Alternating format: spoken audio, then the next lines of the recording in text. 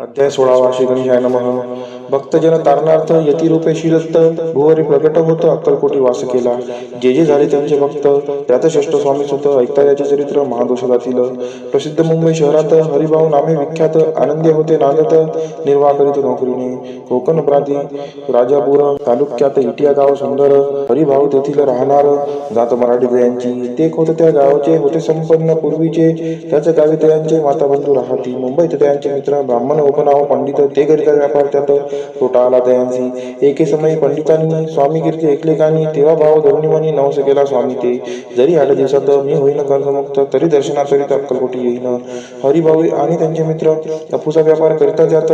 आपणा नुकसान सत्य येईल असे वाटले. त्यांनी काढले एक युक्ती बोलावून पंडिताप्रती सर्व वर्तमान त्या सांगती म्हणती काय करावे. हे नुकसान भरावे अशी द्रव्य नाही आम्हापाशी फिर्याद होता अबुलशी भट्टा लागेल आमच्या. तेव्हा पंडित बोलले मलाही कर्ज काही झाले निघेल माझी दिवाळी यात संशय असना. तुम्ही भाव या कर्जामुक्त यासी करावी युक्ती एक तुमची होऊन मी मालक लिहून देतो पेढीवरी. अपूचा भाव वाढला व्यापारात नफा झाला हे सांगावं या पंडिताला. मारवाडी आला आनंदे अक्कलकोटी स्वामी समर्थ सांप्रतकाळी वास करीत त्यांचीच कृपाही सत्य कर्जमुक्त झालो आम्ही. गजानन हरिभाऊ पंडित त्रिवर्ग अक्कलकोटी जात समर्थांचे दर्शन घेत पूजन करीत भक्तीने. तेव्हा समर्थ दयांसी शिवराम मार्केसी नाम दिली त्रिवर्गांसी आणि मंत्र दिले. पंडिता राम म्हटले गजानना शिव नाम दिले. मारुती हरिभाऊस म्हटले तिघे केले एक रूप. मग समर्थ त्यावेळी त्रिवर्गाजवळ बोलाविले. तिघांशी 3 श्लोक दिले मंत्र म्हणून ती एका. श्लोक गुरुर् ब्रह्मा गुरुर् विष्णू गुरुर्देव महेश्वरा गुरुर साक्षात परब्रह्म तस्मै श्री गुरुवे नमः. ऐसा मंत्र हरिभावी ते दिला असे समर्थे. तेव्हा त्यांच्या आनंदादे पारावार नसेची. दुसरा मंत्र गजाननाला त्यावेळी श्री दिला. तेव्हा त्यांच्या मनाला आनंद झाला बहुसाळ. श्लोक आकाशात पतितं तोयम यथा गच्छति सागरम सर्व देव नमस्कार हा केशवं प्रति गच्छति. संतोषली त्यांचे मन. मग पंडिताजवळ घेऊन एक मंत्र उपदेशून केले पावन दयांते. श्लोक इदमेव शिवम इदमेव शिवम इदमेव शिवमम इदमेव शिवः. 300 रुपयांनी त्यांनी आणले होते मुंबईहून. त्यांचे काय करावे म्हणून विचारले समर्थांते. ऐसा प्रश्न ऐकून समर्थ बोलले त्या लागोनी त्यांच्या पादुका बनवून येथे आणाव्या सत्वर. काही दिवस गेल्यावर त्रिवर्ग एके अवसरी उभे राहून जोडल्या करी आज्ञा मागती जावया. आज्ञा मिळता तयासी आनंद आले मुंबईची. हरिभाऊच्या मानसी ध्यास लागला स्वामींचा. त्या आत्मलिंग पादुका 14 दिवसापर्यंत देखा. वाई वागवे भक्त सखा दिसला नाही कोणा ते. हरिभावे एके दिनी समर्थ सानिध्य येऊन दर्शन घेऊन शिष्यनी मस्तक त्यांनी ठेविले. तो समस्ये त्यांप्रती घेऊन या मांडीवरती वरदस्त सत्वर्गती मस्तक त्यांची ठेविला. म्हणते ती माझा सुत झालासी आता निश्चित. परिधान करी भगवे वस्त्र संसार दे सोडून. मग छाटी कपनी छोडी समर्थ दयांची घेतली. ती घेऊन यावेळी परिधान केली सत्वर. आत्मलिंग पादुका सत्वरी तेथी हरिभाऊंच्या करी. म्हणती जाऊन सागर तिरी किल्ला बांधून राहावे. जाऊन याचा सत्वर लुटवी आपला संसार. लोभ मोह अनुमात्र चित्ती तुवा न धरावा. आज्ञा ऐकून या ऐशी आनंद झाला मानशी. सत्वर आले मुंबईची साधू वेश घेऊन. असो हरिभाऊने काय केले ब्राह्मणांशी बोलाविले. संकल्प करून ठेविले तुळशीपुत्र घरावरी. हरिभाऊ घर लुटविता तारानामे त्यांची करता. ती करी भाऊ अकांता घेत उर बडवणी. विनविते जोडून कर अद्यापि स्वस्त करा अंतर. आपला विचार सोडून द्यावा प्राणप्रिया. ऐशी तियांची उत्तरे ऐकून या स्वामी कुमरे. समाधान बहुत प्रकारे करीत असे तियांचे. स्त्रियांच्या अंगावरील अलंकार तेही लुटविले समग्र. तिये तिथले शुद्र वस्त्र परिधान करावया. आत्मलिंग समर्थे स्वामी स्वतः ते दिले होते. त्या पादुका स्वस्ते मठामध्ये स्थापिल्या. कमाटीपुऱ्यात त्या समयी मठ स्थापिला असे पाही. हरिभाऊ भवनी गोसावी मठामाजी राहिले. इतिशी स्वामी चरित्र सारामृत नाना प्रभूत कथासंमत सदाभावी भक्त परिसोत षोडशोध्याय गोडहा श्रीरस्तु शुभम भवतु. अध्याय 17 श्री गणेशाय नमः. मागील अध्याय कथा सुंदर. प्रख्यात जे मुंबई शहर तेथे येऊन स्वामी कुमार मठ स्थापित समर्थांचा. स्वामी नामाचे भजन त्यांची या चरित्राचे कीर्तन त्याहुनी व्यवसाय अन्य स्वामी सुत नेनती. स्वामी सुताची जननी काकूबाई नामे करून तिने हे वृत्त ऐकून दुःख केले अनिवार्य. निज मातेचा शोक पाहून दुःखित झाले अंतकरण. तिये लागे सावरून धरले सत्वर प्रेमाने. नाना प्रकारे स्वामी सुत मातेचे समाधान करीत मधुर शब्दे समजावित परमार्थ गोष्टी सांगून. यासी पिशाच कथा झाली किंवा कोणी करणी केली याची सोय पाहिजे पाहिली पंचाक्षरी आणून.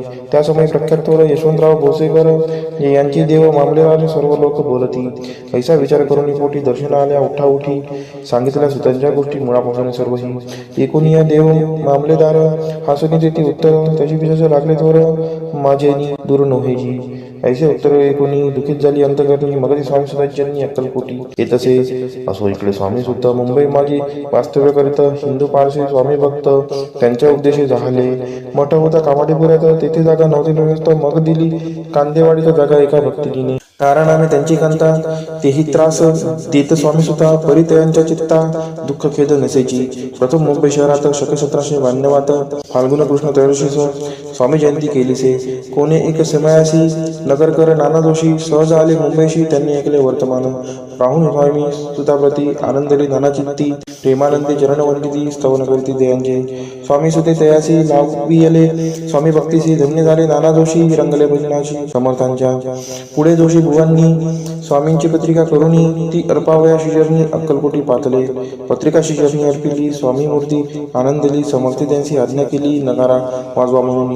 नगारा वाजविता जोशी हसू लागले समर्थाशी. पाहुणी असो भक्ताशी परमानंद झाला. असो अक्कलकोट नगरात शके 1793 प्रथम स्वामी जयंती करीत स्वामी सुद्धा आनंदे. छेलीखेडे ग्रामात प्रथम स्वामी प्रकट होत. विजयसिंग नामे भक्त गोट्या खेळत त्यांचे. स्वामी सुद्धा दिवसेंदिवस स्वामी भक्ती करी विशेष. जन लाविले भजनास कीर्तिध्वज उभारिला. मना माझी धरुणी कामना कोणी ताची दर्शना. तसे समर्थ करती आज्ञा सुताकडे जावयाची. स्वामी सुतही त्याप्रती मनातील खुन सांगती. ऐकून जन चकित होती वर्णिती कथी सुताची. एकदा सहज स्वामी सुद्धा अक्कलकोटी दर्शनात तेव्हा समर्थ राजवाड्यात राहिले होते आनंद. स्वामी दर्शन घेतल्याविन दोन सेवी उदकांना ऐसे दिवस झाले तीन निराहार राहिला. मग वाड्यासमोर जाऊन आरंभिले प्रेमळ भजन. जे करून रसे भरले पूर्ण ऐकले आतुन राणीने. सेवकांचे मने सत्वरी तुम्ही जाऊन या जरी त्या साधुते मंदिरी प्राचुर्य आणावे. पाहून या समर्थांनी उल्हास सुताचे मानसी. धावून या वेगेसी मिठे चरणी घातली. निज सुद्धा ते पाहुणी आनंदले समर्थमनी. कर फिरविला मुखावरणी हस्ती धरुणी उठविले. अक्कलकोटी त्या अवसरी बहुत होते सेवेकरी. परी समर्थांची प्रीती करी स्वामी सुतावरी होती. स्वामी सुद्धा रात्रंदिन समर्थांपुढे करती भजन. पायी खडावा घालून प्रेमरंग नाचती. एके दिवशी समर्थ बसले असता आनंदात. स्वामी सुद्धा भजन करत पायी खडावा घालून एकांत समय साधुनी. समर्थ सांगती दयाकानी. आम्ही जातो निजधामी वाळसापुढे चालवावं. स्वामी वचन ऐकूनी स्वामी सुद्धा निशब्द होई. कल्पना न साही त्यासी स्वामी विन कैसे जीवन. वारंवार विनती स्वामीसी ऐसे न करावे काही. मी जाणले करू तू माझी आई. स्वामी दर्शयाची म्हणती आम्ही तवर हृदयी वास करून इच्छे चिंता न करावी. असो मग स्वामी सुद्धा ते स्थळ सोडून त्वरित नगराबाहेर येत मार्ग देत मुंबईचा. स्वामी वचनी दुखावला अंतरी बहु खिन्न झाला. परतुनी नाही आला जन्मवरी अक्कलकोटी. त्या दुःखे उत्तरोत्तर क्षीण झाला. स्वामी सुद्धा दुःख करी दिवसरात्र चैन नसे क्षणभरी. तोची रोग लागला शेवटी आजारी पडला. ऐसा समाचार समजला अक्कलकोटी समर्थादे. स्वामी सुद्धाची जननी राहत असे त्या स्थानी. तिने हे वर्तमान ऐकूनी विनवित समर्थांते. मग समर्थ त्या अवसरी मुंबईस पाठवले सेवेकरी. म्हणते सुताचे सत्वरी मज सानिध्य आणावे. परिसुत त्या सांगती आला नाही अक्कलकोटी. विरह दुःख त्याचे पोटी रात्रंदिन सलत असे. मग सांगाती समर्थ त्यासी घालून पेटीत घेऊन यावे त्वरित कोणीतरी जाऊनी. तथापि स्वामी सुद्धा पायी अक्कलकोटी आला नाही. दिवसेंदिवस देही क्षीण होत चालला. शेवटी बोलले समर्थ आता जरी नाही सत्य तरी तपोवर्णी यथार्थ ठेवली ती उडुगी. याचा अर्थ स्पष्ट होता. तो समजला स्वामी सुद्धा परी तो पुन्हा आला अक्कलकोटा. जीवित परवा न केली. आजार वाढला विशेष. श्रावण शुद्ध प्रतिपदेश केला असे कैलासवास. सर्व लोक हळहळती. अक्कलकोटी त्या दिनी समर्थ करते विचित्र करणी. बैसले स्नान करुणी परी गंधन लाविती. भोजनाचे न उठती धरणीवरी अंग टाकती. कोणा संगे न बोलती रुदन करती क्षणोक्षणी. चुक्या माझी सत्वर मुंबईवणी आली तार. श्रुत झाला समाचार स्वामी स्वतः जात झाला. मग काकूबाईने सत्वर जवळी केले मुंबापूर. तिथे समजला समाचार परत्र पावला आत्महत्य. निजे पुत्र मरण वार्ता ऐकूनी करती आकांता. तो दुःखद समयवर्णिता दुःखद अंतरी होत असे. असो मग काकूबाई अक्कलकोटी लवलाही. परतुनी आल्या पाही बोलल्या काय समजता दे. सुता आपुला भक्त असून अकाली पावला का मरण. मग स्मरती जेहे चरण त्यांचे तारण होय कैसे. समर्थ बोलले ती येसी उल्लंघिले आमच्या आज्ञेसी. संधी सापडली काळासी ओढणी बाळाची मग नेला. धन्य धन्य स्वामी कुमार उतरला भवोदधी दुस्तर. ख्याती झाली सर्वत्र कीर्ती अमर राहिली. इतिशी स्वामी चरित्र सारामृत. नाना प्रकार कथा संमत. भाविक भक्त परिसोत. सप्तदशोध्याय गोड हा. श्री भगवत चरणार्पणमस्तु. शिरस्तु शुभम भवतु. अध्याय 18 श्री गणेशाय नमः. स्वामी सुद्धाच्या गादीवरी कोण नेमावा अधिकारी. ऐसा प्रश्न सेवेकरी करीत आधी समर्थाते. तेव्हा बोलले समर्थ सेवेकरी असे सांप्रत. परी एकही मजला बसला त्यात योग्य कोणी दिसेना. जेव्हा येईल आमच्या मानसी त्या समयी मोर पाखरासी अधिकारी नेम गादीसी चिंता तुम्ही न करावी. मोर पाखरा समर्थ म्हणती वेळोवेळा.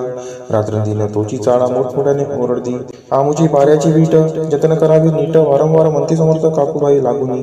लपून ठेवली विटेसी ती दिली पाहिजे आम्हासी. याचा अर्थ कवनासी स्पष्ट काही कळेना. असो स्वामी स्वतःचा भ्राता कोकणात राहत होता. स्वामी सुद्धा मृत्यू पावता वर्तमान कळले द्या.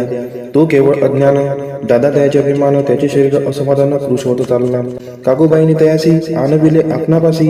एके दिवशी समर्थांशी दादाप्रती दाखविले. समर्थे बोलले बाईसी 4 वेळा जेव घाली असी. आरोग्य होईल बाळासी चिंता मानसी करू नको. त्याप्रमाणे बाईकरिता दादाशी झाली आरोग्यता. समर्थांची कृपा होता रोग कोठे राहिले. केजगाव मोगलाईत तेथे नाना साहेब भक्त त्यांनी बांधिला शिंचा मठ द्रव्यभोवत खर्चिले. शिंची आज्ञा घेऊन सत्य पादुका स्थापाव्या मठात. या कारणे अक्कलकोटी येत दर्शन घेत समर्थांचे. ते म्हणते काकूबाईसी पादुका स्थापन करायासी. तुम्ही पाठवा दादासी समागमे आमुच्या. बाई म्हणते तो अज्ञान तशात शरीर असमाधान. त्याची काळजी घेईल कोण सत्य सांगामच लागे. समर्थरित्या ऐकून म्हणती द्यावे पाठवून. बाळा आहे जरी अज्ञ तरी सांभाळते असे. समर्थ पुनश्च बाईसी बोलले त्यात तुमचे काय गेले. आम्हाला दिसेल जे भले तेच आम्ही करू की. शेवटी मंडळी सांगती दादाशी पाठविले केच प्रीती. पादुका स्थापन झाल्यावरती दादाला परतोनी. पुढे सेवे कर्यान सांगती त्याची मुंबईस पाठविती. ब्रह्मचार्यांची आज्ञा करीती याशी स्थापा गादीवरी. दादाशी करुणी गोसावी मुंबईची गादी चालवावी. स्वामी सुताशी यास द्यावी कपनी गवळी निशाण. ब्रह्मचारी दादाशी उपदेशिती दिवसनिशी. गोसाई होऊन गादीशी चालवावे आपण. दादा जरी अज्ञान होता तरी अशा गोष्टी करता. नकार म्हणायची सर्वता न रुचे चित्ता त्याची या परी ब्रह्मचार्यांनी पाहिली खटपट करून. शेवटी दादांची मुंबईहून अक्कलकोटा पाठविले. समर्थेच्या समयी आज्ञा केली भुजंगासी. घेऊन माझ्या पादुकांशी मस्तकी ठेवे दादाच्या. मोर्चले आणून सत्वरी धरा म्हणती त्यावरी. आज्ञेप्रमाणे सेवेकरी हे करिता ती तैसे ग. शिंच्या पादुका शिरी पडता उपरती झाली त्यांच्या चित्ता. हृदय प्रगटला ज्ञान सविता अज्ञान गेले लयाते. धन्य गुरूंचे महिमान पादुका स्पर्श करून झाले तत्काळ ब्रह्मज्ञान. काय धन्यता वर्णावी. असो दादाची पाहुणी वृत्ती काकूबाई गचकली चित्ती. म्हणे समर्थ दादाप्रती वेळ खचित लाविले. ती म्हणे समर्था आपण हे काय करता. दादाजी या शिरी ठेवता पादुका काय म्हणून. समर्थ बोलले तियांसी जे बरे वाटेल आम्हासी तेची करू या समयी व्यर्थ बडबड करू नको. काकूबाई बोले वचन एकासी गोसाई बनवून टाकीला आपला मारून. इतुकेची पुरे झाले ऐकून ऐशा वचनाला समर्थांची क्रोध आला. घाला म्हणती बाईला खेड्यामध्ये सत्वर. काकूबाईंनी आकांत करुणी मांडला अनर्थ. नाना अपशब्द बोलत भाड पिटीत स्वास्ते. परी समजते त्या समयी लक्ष तिकडे दिले नाही. दादासी बनविले गोसावी कपनी जोडी अर्पिली. दुसरे दिवशी दादांशी समर्थ पाठविते भिक्षेशी. ते पाहून काकूबाईशी दुःख झाले अपार. समर्थांशी हंसू आले अधिकची कौतुक मांडिले. दादांशी जवळ बोलाविले काय सांगितले त्यासी. अनुसया तुझी माता तुझ्यापाशी भिक्षा मागाता अवश्य म्हणून तत्वता ज्यांनी जवळ पातला. ऐसे बाईने पाहुणे क्रोधाविष्ट अंतकरणी म्हणे तुझे हे करणे लोकापवादा कारण. ऐकोनी मातेची युक्ती दादाची जोरती बोलती. ऐक सुखे तुच्छ गमती माते आज पासोनी. पुत्राचे ऐकून वचन उदास झाले तिचे मन. असो दादा गोसावी होऊन स्वामी भजनी रंगले. काही दिवस झाल्यावरी मग आली मुंबापुरी. स्वामी सुद्धाच्या गादीवरी बसून संस्था चालविली. इतिशी स्वामीचरित्र सारामृत नाना प्रकारचा कथा संमत. सदा प्रेमळ परिसोत अष्टदशोध्याय गोड हा शिरस्तु शुभम भवतु.